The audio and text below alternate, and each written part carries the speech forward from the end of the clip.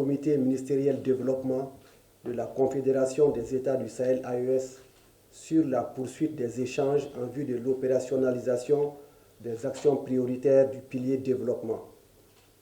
Cette session s'est déroulée sous la présidence de M. Alousséni Sanou, ministre de l'Économie et des Finances de la République du Mali, président du comité ministériel du pilier de développement, en présence de M. Aboubakar Nakanabo, ministre de l'Économie et des Finances du Burkina Faso, et de son Excellence M. Ali Mahaman Lamine Zeyn, Premier ministre, ministre de l'Économie et des Finances de la République du Niger.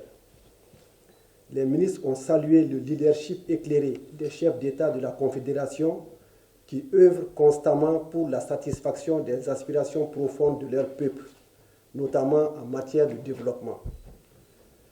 Ils ont souligné la clairvoyance des trois chefs d'État pour leur décision de valider la feuille de route pilier développement en vue de la mise en œuvre accélérée des actions prioritaires retenues.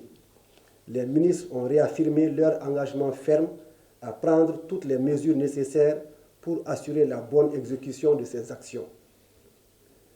Les ministres ont également passé en revue la situation socio-économique dans l'espace de la Confédération et recommandé à cet effet d'accélérer le processus d'opérationnalisation de la Banque confédérale pour l'investissement et le développement de l'AES, BCID-AES.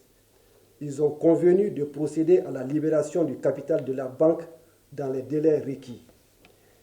Ils ont salué la mémoire des victimes civiles et militaires du terrorisme dans la région du Sahel et dénoncé vigoureusement tous les actes terroristes dans le Sahel et partout ailleurs.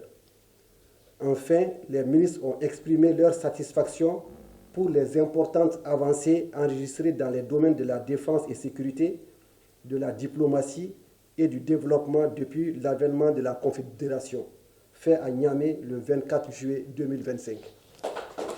Merci beaucoup, monsieur le ministre. Nous adressons également nos sincères remerciements au gouvernement et au peuple nigérien pour leur accueil empreint de chaleur, leur hospitalité légendaire et les conditions idoines offertes lors de notre séjour à Niamey. Ces commodités ont favorisé le succès de nos travaux, renforcé les liens fraternels et raffermi l'unité de notre grand peuple. Nous demeurons unis et engagés à œuvrer pour le développement harmonieux et durable de notre confédération. Fait à Niamey le 24 juillet 2025.